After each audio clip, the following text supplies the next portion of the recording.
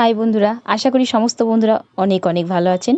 AP YouTubers চ্যানেলের সবাইকে স্বাগত। প্লেটটা দেখে কি জিভে জল আসছে? তাহলে পুরো ভিডিওটা দেখে নিন, দয়া করে ভিডিওটা স্কিপ করবেন না।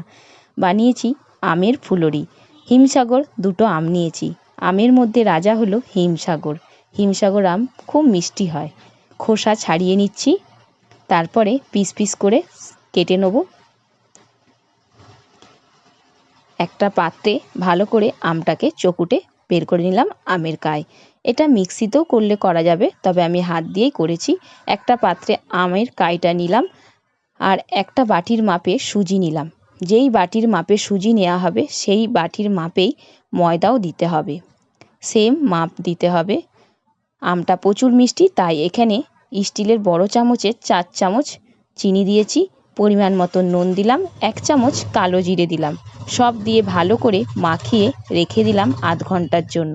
যেহেতু সুজি আছে, রাখলে জিনিসটা ফুলবে, নরম হবে, খেতে ভালো লাগবে।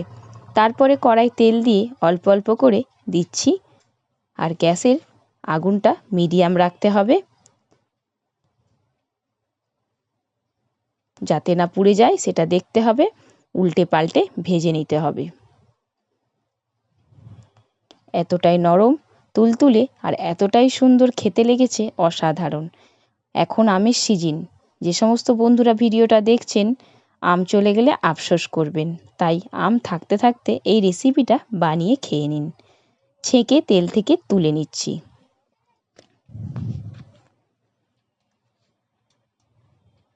সিজনের ফল চলে গেলে তো আর পাওয়া যাবে না, একটা বছর আবার অপেক্ষা করতে হবে।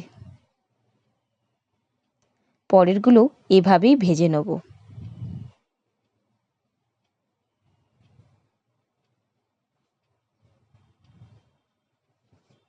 কোনো বন্ধুরা আমার চ্যানেলে নতুন আসলে চ্যানেলটিকে সাবস্ক্রাইব করে নেবেন। ভিডিওটা কেমন লাগছে কমেন্টে জানাবেন।